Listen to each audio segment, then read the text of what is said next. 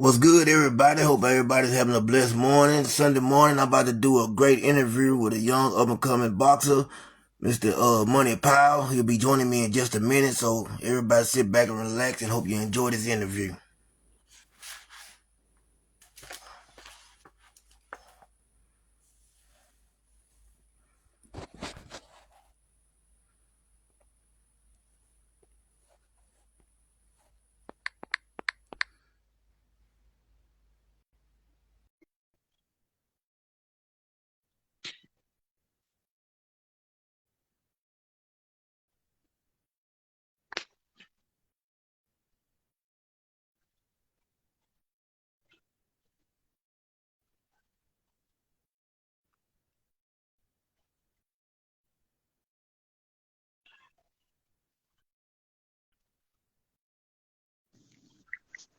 All right, you got Mr. Money Powell in the building. What's going Man, on? man, I'm good, man. I'm blessed. It's truly an honor. You know what I'm saying? I've been really watching your fights. I'm talking about heavy, just going back, doing my homework, getting prepared to talk to you. I check you got a record of 13-1, Yeah. with 8 knockouts, I believe. The only loss coming to, I think it was Von Alexander. Yeah. So how's life treating you, Mr. Money? Man, life's been good. I've just been growing and working in this time that I've just been, preparing for my upcoming fight. Stuff has been a little slower than I would want it to be, but hey, that's God's plan. So I'm just gonna keep making sure that I'm working hard, and when the opportunity finally presents itself, like I have coming up, I'll be ready. So, but life's been good. I've just been blessed with everything that's been coming my way, and I'm grateful for it all. Okay. Let everybody know, when is your next fight? My next fight is August 18th in Atlanta, Georgia, at the Overtime Arena. What's up? Who your opponent be? A guy named his name is Sean McCallman. Yeah, Okay. I think Sean he might McCall, be 12-0 or something like that. I forgot his record, but I know he's undefeated. 12-0. I know a lot of people, when they do interviews and stuff, they like to get off into a lot of personal questions and stuff. But me, one thing about me, like I told you, when I talked to you earlier, I love boxing. So, I really want to just get into your thoughts on boxing, upcoming fights, your fights, what's going on in your life as far as that pertains, and stay out of your personal business. Yeah. That's just me. Oh, it's all Uh, good. Yeah. It's yeah, all that's good. with the fight with Von Alexander, Hmm. when you had that fight, do you feel like I watched, what I'm saying? I was able to find like a one copy of the fight. It was kind of a bad copy, but I was able to look it over. Do you feel like, because Von Alexander was at the time, he was a pretty good fighter. Hmm. And I think that was a big step up. Do you feel like that you stepped up too soon, or what do you think? It was a close fight in my eyes. It could have went either way, but how do you feel? Nah, I didn't.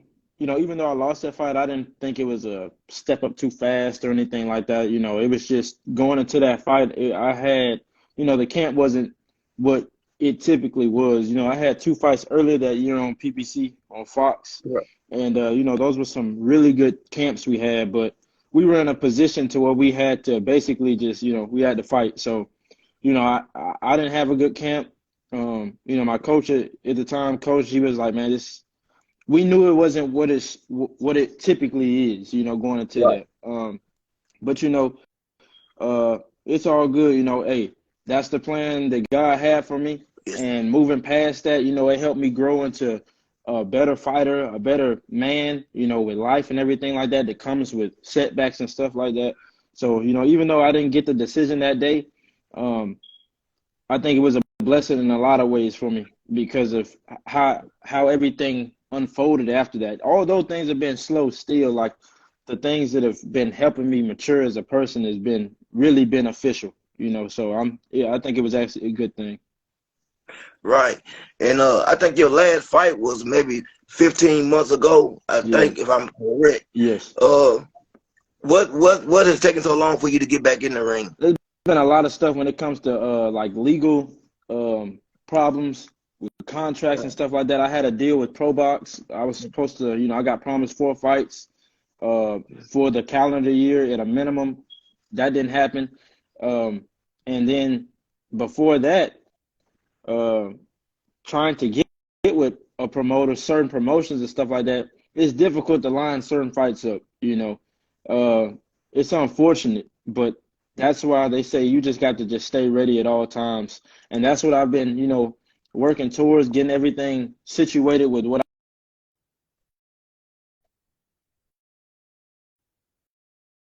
and be as active as I want to be, but hey, I got no control over that. The only thing I can really control is just, how I'm going to continue to prepare myself in the meantime. So like I said, like when that opportunity finally presents itself, I'll be ready. And that's the thing, I know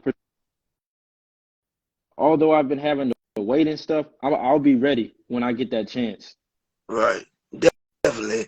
And we know the politics of boxing, how it goes, man. Sometimes things don't work out like they should. You don't Mm-hmm. always get the fights you want. And, that's one thing that I'm 50 years old. So I came up with a time where it seemed like everybody fought everybody, Yeah. and people made the fights happen. But now it's a different day and age. So we know that politics plays a big part in boxing. Um, where do you see yourself in the next few years? What is your goal as far as in the ring? Where do you see yourself being? Um, to be completely honest with you, my goal is to, you hold on one second. I'm sorry. I'm Okay. really trying to get it to work, see if I can get this to work from my main page so we can get more viewers and stuff on it too. Okay. Yeah. I'm sorry. No problem. I I'm gonna try to join again from my main page because I Okay, had let's sent the thing do to it. Instagram. Okay, let me see if it works. Okay.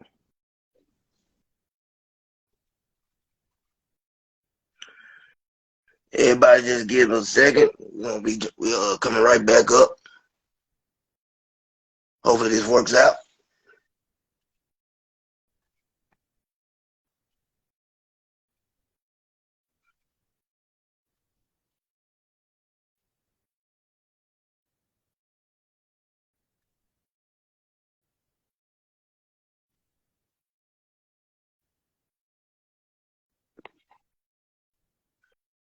Okay.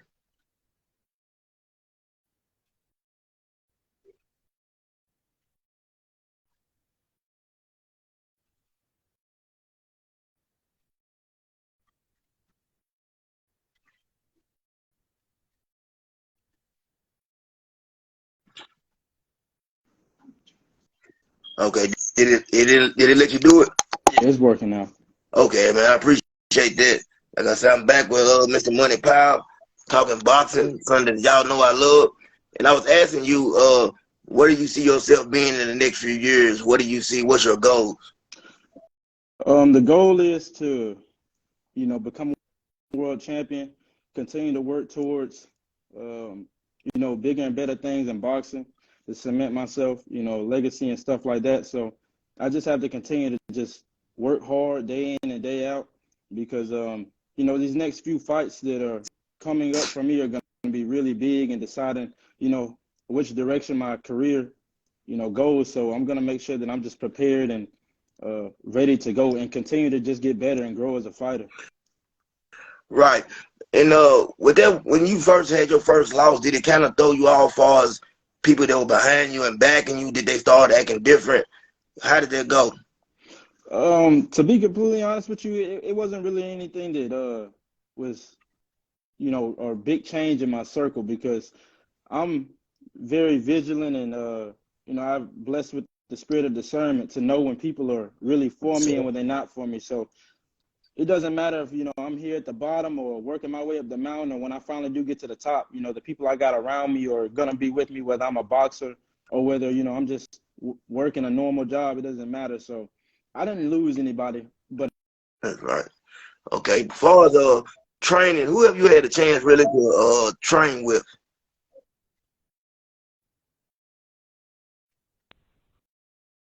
well, I think you might have froze. Yeah, it's frozen up a little bit. Yeah. Can you What was the can you hear question me? again? Yeah, I can hear you. I said, as far as you like training sparring, who have you had the opportunity to work with? Oh man, I got the chance to spar with few world champions: Jamal Charlo, Caleb Plant, Daniel Jacobs. Chris Eubanks, Tony Harrison, Sergey Derevyanchenko. Who's another one? It, it's been a few. I'm trying to remember some more, but those are just the first ones that come to mind. But yeah, man, I've got Jason Rosario, spar with him too. Okay. Sebastian Fandora. I got a long list of a lot of quality guys I've been blessed to get in front of and spar with. A lot of people say sparring most of the time when you're sparring someone, that for yourself that most boxers are trying to work on something. But did you get opportunity really to gauge yourself when you were sparring? Oh yeah, although sparring you're gonna be working on stuff a lot of times when guys are getting ready for fights, they're gonna turn it up because you can't expect to, go 50% for a full training camp, then get in a fight and think you're just gonna turn it up to 100%. But yeah, no, I got a great chance to gauge myself, to see where I stand, and it gave me a great confidence boost because I did well, and I believe in myself and my preparation as well. So to me, for me, as long as I have the right training camp, it doesn't matter who I'm gonna get in front of, and whether it's sparring or fighting, I'm all for it. Right. And I know I was looking at an interview and you said your first trainer, I guess you changed trainers. And what made you change trainers and whatever happened? Because I was looking at the interview and I always wanted to hear, like, the trainer you said, really, as far as you're a good judge of character. Is he still in boxing? I don't care who it is, but is he still training? Or what? And what made you change Well, trainers? I've had a few different trainers now because I actually I'm with a new team now. But my very first coach, like ever, when I started boxing, stuff just didn't really work with him because I believe as a coach, you set the example and you set the tone for the team, for the gym, for Yeah. just how things are ran because you're supposed to be the captain of the ship. And, you know, with me being a kid, especially at that time, I was only like 13, 14 years old. He Right. wasn't running that. He wasn't running the program the way that I think any, not just a coach, but an adult should, especially for children. And luckily, my father, my dad, he was like, son, this isn't where you need to be.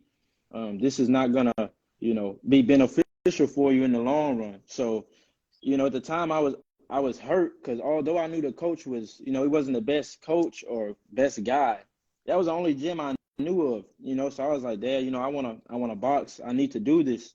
So my dad was like, don't worry, it's gonna be okay. We're gonna take care of it. So a few weeks went by, and me and my dad were just going gym to gym, sparring, Right. and then might have been maybe about 2 or 3 weeks, and we met my coach that was in the wheelchair, Coach Jason Jones.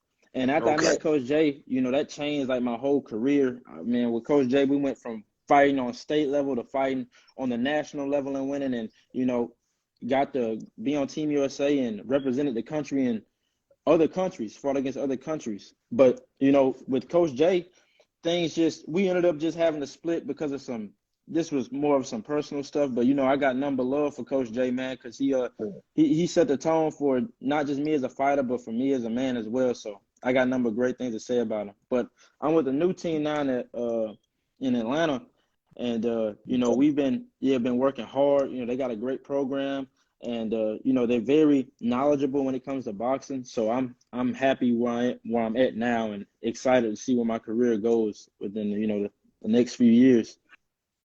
Um, Team USA, how was it experienced? How did you like when you got the opportunity to do that?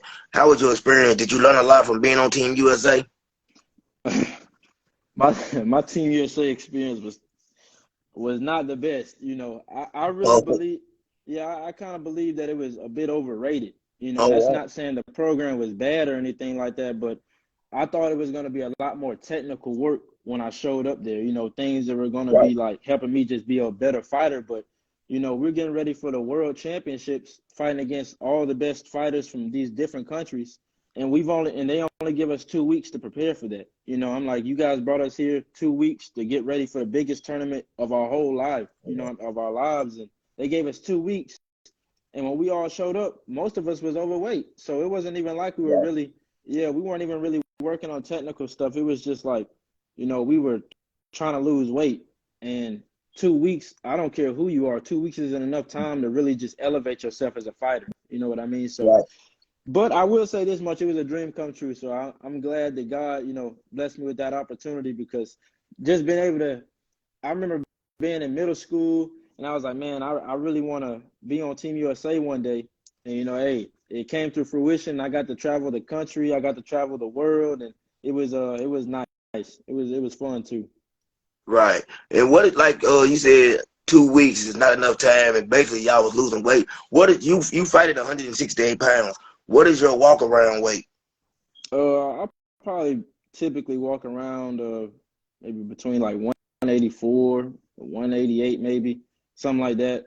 But when I Okay. really start like leaning down more, it'll be more so like 180 or maybe 78.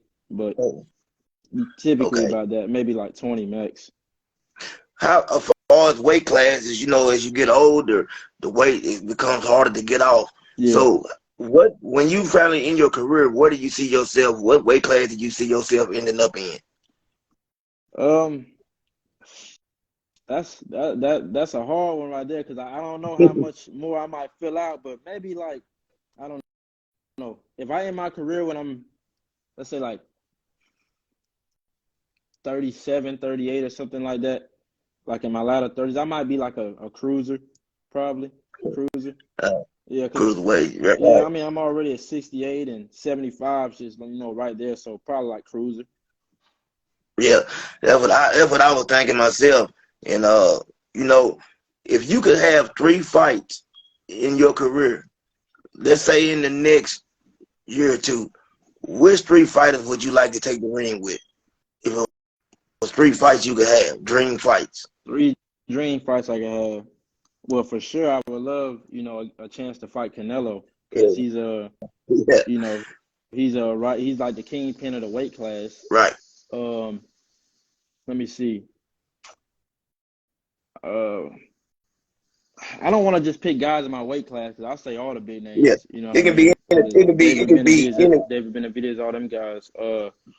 That's a good question. I never thought about that before. Um, And it can be any weight class. I mean, just 3 dream fights that you would love to, you know what I'm saying? Someone you would love to get in the ring with. man, if I could have it my way, like it's a real dream come true, I'd probably fight like I'm just trying to think of the killers. Hmm. I fight Canelo. I want to fight Canelo. Archer Beterbiev, and Right. I know I ain't this big, but if I could move up to heavyweight and fight Tyson Fury, I'd love to be like fight the man in every weight class Right. if I could. You know what I mean? But I ain't that big. Yeah, Tyson Fury's a big guy. Yeah, He's yeah. a big guy. Uh, what do you think about, like, just speaking on someone else for the boxer, because the heavyweight division, is right now, Jared Anderson. What do you have you watched him any? Oh yeah. I watched Jared a few times, man. Jared nice. He real nice. He real talented. I love the way for him to be that big, the way he moves and his reflexes and everything, man. It's great. He's fast too, and he's got a really good movement with his feet as well. He's got good eyes as well. He can see things because I forgot which guy he knocked out. The guy might have been named eBay or something like that. Oh, But okay. Jared, right before he stopped him, he was using active guard, high guard with his defense, blocking, picking off shots, and knocked the guy out. But it was impressive because he did it in between the punches. A lot of people don't do that, but like he was punching and catching in between and still kept throwing. So it was nice. It was nice. He got a good high boxing IQ. Yeah, he does. He does. I like him. I'm real high on him. Yeah. Now, everybody knows that we got this upcoming, supposed to be super fight. It's going to be a super fight, I'm saying, but it's supposed to happen. And I know you know what I'm talking Yeah. about. You know what I'm saying? Earl Spence and Terrence Crawford. Mm-hmm. That's a big fight. What do you think? How do you see that fight playing out? I see Terrence Crawford winning. I think he's Okay. just I think he's very uh multifaceted. He's got a lot of layers to him. And I'm not saying that Errol doesn't, but I just believe that Terrence is very versatile and he can adapt. And I know a lot of times people are saying like, oh well, he may not have as many belts as Errol, or they criticize his resume, maybe saying Right. he's fighting Errol's leftovers. My dad is Errol all the way. But Yeah, yeah, my dad go for Earl, but me too. Me too. yeah, I think Crawford gonna stop him. Whoa. I think he might. I think Crawford might stop him.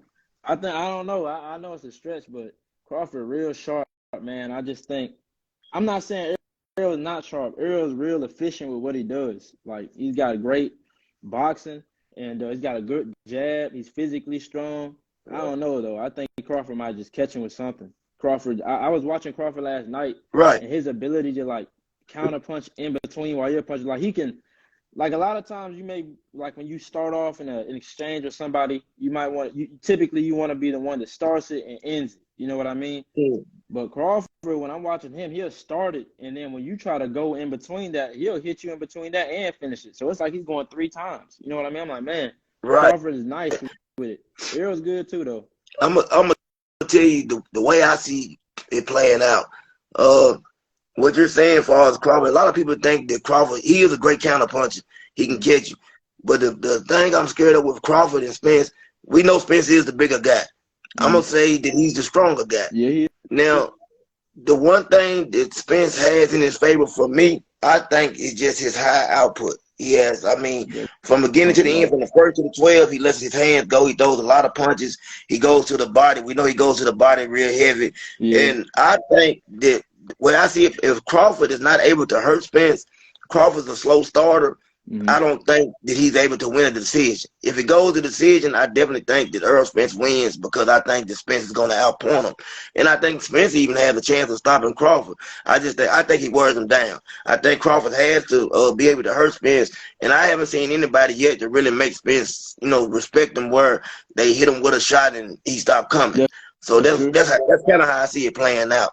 That's true. That is true. I think, but see, that's the thing. It's like I know Errol throws a lot, and everything you said is very valid and it's understandable. But I sitting here just thinking like I'm trying to think of the guys that Errol has fought, but at the same time, I know people can make that case against Crawford as well. Somebody that's like Crawford, you know what I mean?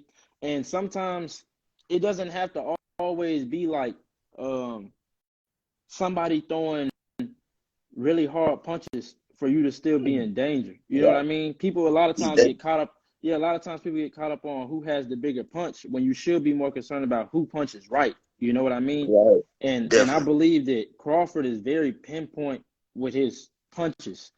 And I think if even with Errol throwing a lot of punches, he has to still like walk through that front door to land his shots. And I don't know how. And I think Crawford is a little faster than Errol too. With the at least I would say he is.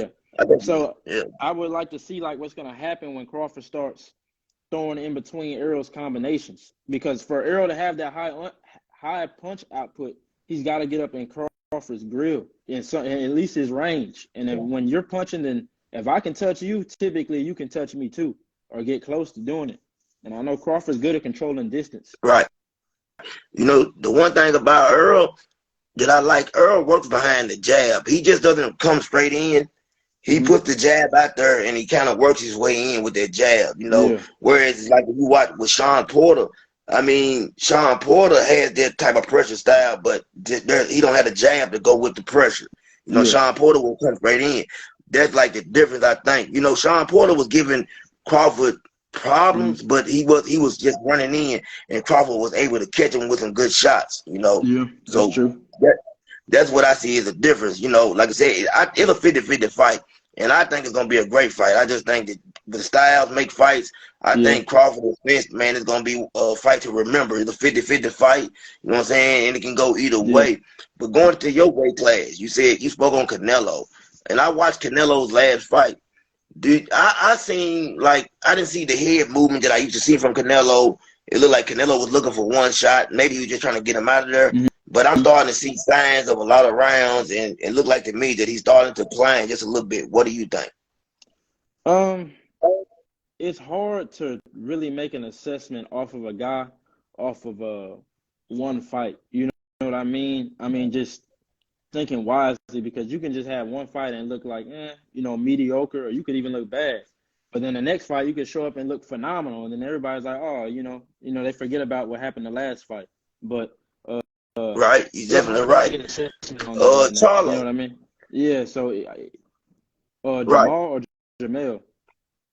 I was gonna say Jamal Charlo's been out the ring for a while now. We know he's been inactive, had a lot of stuff going on. Yeah. Um, what do you? I'm trying to figure out. I know he has an upcoming fight. I think, he's trying to make a fight. I think with I forgot who they said, but I think it's somebody from Golden Boy. But Jamal Charlo, how do you think he would fare against Canelo? I think Jamal will beat Canelo. You know, I've sparred with Jamal, and you know, I'm cool with him, man. He showed me number love when I was Right, out there with him. And I'm not just being biased saying that either. Like I would be completely honest. You know, right, I just think Charlo's jab is the reason why Canelo hasn't fought Charlo yet. There's certain guys and a lot of people who, you know, they see boxing from the outside, they kind of just go off from what they hear. And then right, you got some people who kind of pay attention to boxing, so their opinions like this. But then you got guys like, you know, pugilists that really like study the sport and knows like right. there's a reason why there's some guys Canelo just has not fought yet. You know what I mean? And I think Jamal is one of those guys because of his style. You know, he's tall. He has a great jab. It's a hard jab. He can control the distance with that jab. Canelo's a lot smaller than him. You know what I Yeah, mean? And Jamal can yeah, punch as well. And he's strong. You know what I mean? So he's not going to fight somebody that's scared. You find another champion. You know what I right. mean? Another champion's mindset. And it's hard to try to bully somebody who believes they're the man too. You know what I Right. mean? And he's not going to be able to do that with him. Right, yeah, I got Charlo winning that fight too, but Yeah. someone I'm real high on, and I'm kind of, what I'm saying, I just hate the way his career is going. Is Boo Boo, you know what I'm saying, Demetrius Andrade. I hate that he's not able to get the fight that he want. Hmm. I would love to see Boo Boo and Jamal fight. Oh, You know what I'm saying? I think that yeah, would that'd be a great fight. that'd Yeah, be a great fight. that'd be a great fight. And I saw something that said they was talking about actually Right, potentially having a fight or discussing it, like what they need, you know, to get in line so they can fight.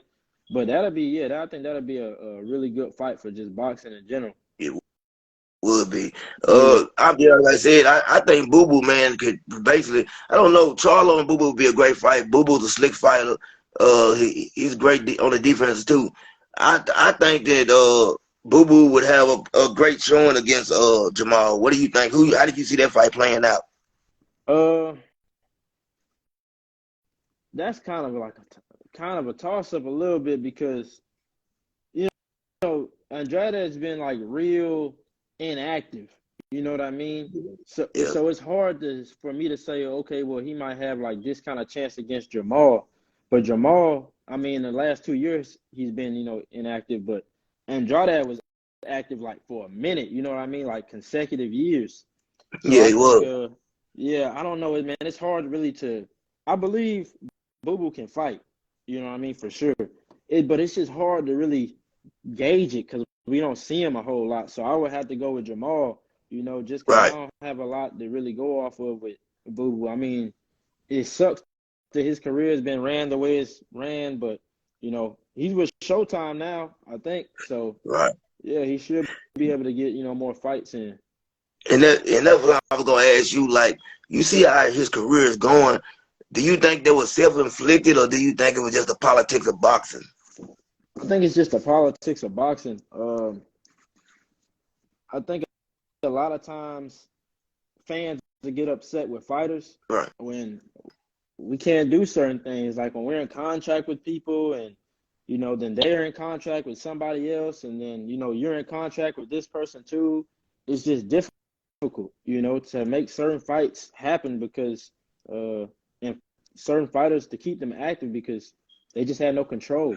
We don't have a lot of control. And that's the beautiful thing about when you're able to finally reach that point in your career to where you can manage, how you're moving, when you move, and all these other things. But a lot of times, very rarely are any of us put in that type of situation. We're not taught how to even do that anyway. So, shoot, we're at the mercy of the people that got the contracts, and for the most part, we're not getting paid nothing for real, especially on the come right. up. Yeah, so we're gonna just, hey, well, if you can, take care of the money situation, then I'm all for it, for real. That's what a lot of people think, because we ain't getting nothing, so they And You know, that's Second something I was contract. gonna bring up too. Like when you said at the beginning, people are not getting paid in that thing, and I was listening to Greg Hackett, and he was saying like how he was just taking fights, you know, not training for him, but just going and making a quick $2,000-3,000, you know, and Mm-hmm. not really being able to train for those fights. Mm-hmm. So a lot of people don't know how dedicated you got to be and the sacrifices you got to make. You know what I'm saying, when you're coming up in boxing. Yep. So like, have you been able to focus solely on boxing, or have you had to take a job, you know, outside of boxing? Like, how's your focus been when it comes to that right there? My focus has been it's been on boxing. You know, I mean, I've worked jobs here and stuff on the side, but Right, my focus has always been boxing. Nothing takes over what I'm doing, what I set out to do with my team, my family. They've supported me since I was a child. My right, focus is boxing, no matter what. Everything else is a side thing, but this right, always comes first. Yeah, so. Even if I got to give up a job, I'll give it up for this right, because this is my passion, what I love to do, and my career. So yeah, this is always gonna be first. right. And you have to be when you dealing with something like it, like you said, boxing is your passion. You have to really put your all into it to get the best results out of it. We know that. And Yep. for you, like I think I seen an interview you talking about one time you lost that passion, or you was like you was there but you wasn't there, and like where you at now mentally, far as you know, because boxing become a lot of it's mental, you know, Yeah. and the stress that comes behind it can be a lot to bear for a lot of people. So where are you at now, far as your passion and your mental when it comes to boxing? Man, I'm feeling great. I'm happy. It feels like just something new. You know, Right, man, I'm excited for what's to come. I'm excited for this new chapter I'm walking into. I know I'm gonna, become an even better fighter, an even better man. So I'm just excited and I'm grateful for everything. And in the past when I was, going through that stuff, uh, primarily a lot of it dealt with because of the inactivity, and stuff like that. And I'm training. All fight gets pushed back. Training, is pushed back again, and pushed back again, and pushed back again. And I was right, just like, man, I'm doing all of this work, and I'm not getting nothing out of it, you know. But then man. that's when I just learned, you got to just look at life in different kind of ways, and when you change your perspective, it makes stuff easier. So instead of complaining, I was just like, man, well, God, if you giving me more time to prepare for this, and I gotta, get through this season of wait, then I'm gonna just use this time to continue to grow. Not sit there and just complain like, ah, man, I'm not fighting, so I'm not gonna train. I'm like, well, I'll just keep getting better. So when it's my time, I'll be ready. Right. And I know like I said, Earl Spence, he spends a lot of money. Like I think I don't know the exact amount, but he spends a lot on far as his diet and all that stuff, nutritionist. Uh like do you have a nutritionist, or do you basically right now you have to keep your weight under control? Like are you able to do it yourself, or do you have a nutritionist? Uh, no, I do that myself right now. When it comes to the food and everything like that. But I know Arrow's um I know the chef that cooks for Arrow, and man, they taught me a whole lot of things like how to go about making weight, how to eat certain things. Also, like as far as training and everything like that. And it was great, but yeah, no, I don't have a nutritionist or nothing like that. I am going bring in a chef and stuff at some point, Yeah, but that's a little later down the line because they cost a lot coming up yeah, through the a lot. ranks.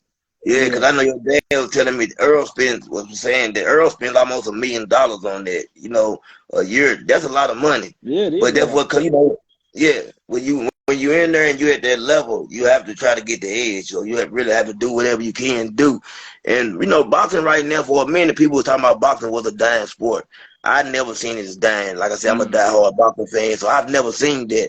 I just think now it's coming all the way back to the mainstream, and you got a lot of the people like to say casuals now. They're coming in, and you have the Tank now, who's on the scene, and a lot of people. I'm really high on Tank.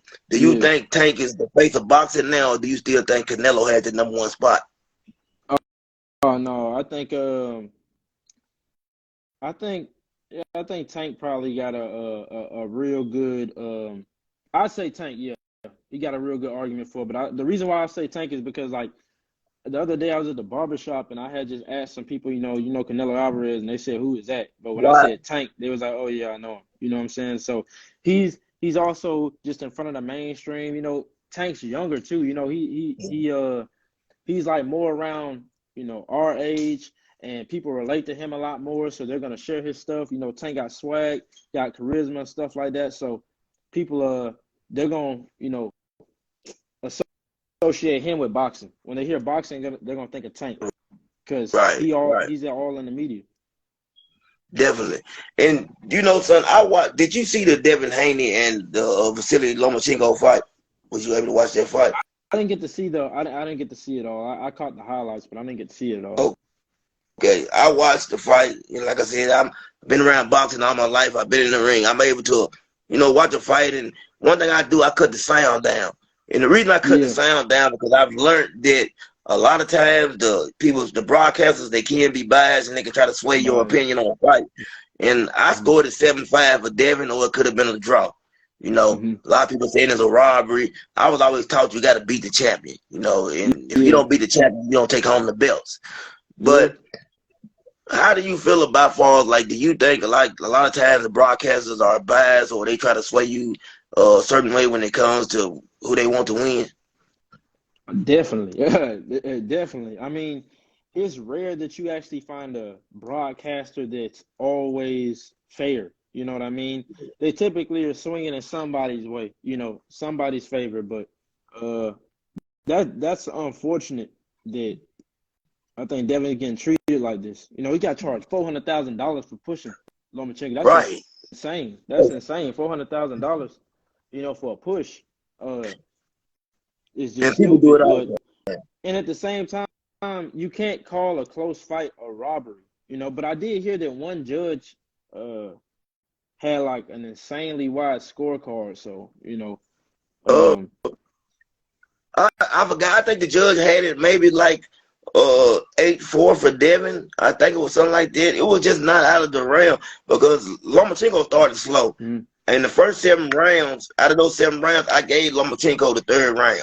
Now I definitely gave him the 10th and 11th round. Mm-hmm. I definitely gave those rounds to Lomachenko. The other rounds to me were swing rounds, and the 12th I gave to Devin. I think Lomachenko even said himself. He's saying himself that he shut down. He didn't fight the 12th round. And you know that you can't do that in a championship fight. But, Devin gets a lot of slack. I don't know why. A lot of people are like, for some reason, they don't like the relationship that he has with his father. And there's a lot of deep things behind that. You know what I'm saying? Like I told somebody, sometimes it seems like when you're young and black and you got a father in your life, sometimes people take offense to that. I don't know. They think that I saw something on ESPN. I think it was with, was it ESPN? But they were talking about Shakur, and it was something just saying like for him to basically get notoriety, he's got to be the villain. I'm like, why? Why we always got to be the villain? You know what I mean? Or something. Something's got to be something negative attached, for us to try to get some kind of fan base or something like that. But I'm glad to see that Devin's dad has supported him, just like my dad supported me. Right. And I'm sure anybody would be grateful to have their parents support them, from a child to an adult, and still stand by your side, and to, know that your parent helped put you in a position to where, you're well off financially. You've undisputed world champion, and, dad's helped navigate your career. Like, man, that's great. So anybody that has a parent that's, actively in their life and supporting them, I don't see why somebody should hate on a person like that. Right. I just can't understand it myself. And something else, I was, like you said, the villain. And I'm starting to notice that Shakur's kind of starting to try to take on that role a little bit. And he, like you said, you don't have to do that. I don't know why they want to do that. But something else, I was speaking with Greg Hackett on, and something I said that I noticed. Like, anytime you have a black fighter, and I'm big on this, I don't care. When it comes to boxing, there ain't no such thing as color to me. But I've always said that, like, everybody else supports their fighters like they should, but we don't support ours like we should, as a community. And it seems like that we're always trying to go and drag ours down or pull them down. Like, have you noticed that in boxing as far as the support that black fighters get from their own? Yeah, man. It's unfortunate. I mean, to even take it a step further, I just believe the support from the country itself is terrible when it comes to we got to be the only country that I've seen when it's like United States versus a United States champion versus a champion from England. You know, the United States people here will be rooting for the guy in England. I'm like, what in the Sure world? would. But you got people in England who will fly all the way here to Las Vegas, New York for these big fights to support their Right, guys. But when we go to England's backyard, you ain't gonna see too many Americans over there. Maybe your team walk into the ring with you. You know what I mean? But it's just right. like the support we get here is just American fighters is insane. You know, it blows my mind. You got people from other countries. They may even know they could know hey, our fighter ain't the best, but we're gonna support him. You know, here they like if you ain't that good or whatever, man, nobody wants nothing to do with you. You know, take one loss, we don't want nothing to do with you. You know, it's crazy. Exactly right. Man, I appreciate that. I'm not gonna hold you up too much longer. I know you're a busy man, and I ain't gonna tell you no lie. This is really truly an honor. Because it's Thank you. hard when you come in and try to get into this boxing community, it's really hard to get the opportunities. You know, Oh yeah. you, Greg Hackett, YSM Sports Media, man, have given me an opportunity that most wouldn't. So it means a lot to me. And Yeah, no man, problem. I'm rooting for you, and I'm gonna be Thank you. watching your journey. I'm telling you, I'm gonna be there every step of the way. I'm gonna be watching you, and I see big things from you. Hey, One thing I thank want you. to, before I let you go, I know that you wanted the rematch with Von Alexander, but that never came about. Why didn't the rematch ever take place? Um, I don't know. It was a couple times where it came on the table, but there was never, at least that I know of, there was never a situation to where we was like, okay, we're in a spot now to where I got a contract and he's got a contract. It was always one of them things they were always like, they would bring it up to me. They say, you want a rematch? I say, yes. You know, it's no problem. But it just never went no further than that. So it Right, kind of was just like right, something that just faded to black after a while. right. Man, let Mhm. everybody know where they can about your next upcoming fight, where they can find you at, and you know what. I know you're on here on Instagram. Let everybody know what all the channels you're on and where you at. Um, I'm fighting again August 18th in Atlanta, Georgia, at the Overtime Arena. And I mean, yeah, this is my Instagram, and you can follow me too on Facebook at Silver Powell. They don't let me use my first name. My dad, they let him use his first name, but I can't use mine. Yeah, Okay, but man. I I appreciate that, man. appreciate it too. Thank you. Thank you, man. Have a blessed day, man. Like I said, I will be following your journey, and hopefully we can talk again. Oh yeah, for sure. Thank you. Thank you, man. Okay. It's Mr. Money Powell, everybody. Man, I hope everybody enjoyed the interview. You know what I'm saying? Like I said, it's hard to get in this boxing community, and I just appreciate the opportunity.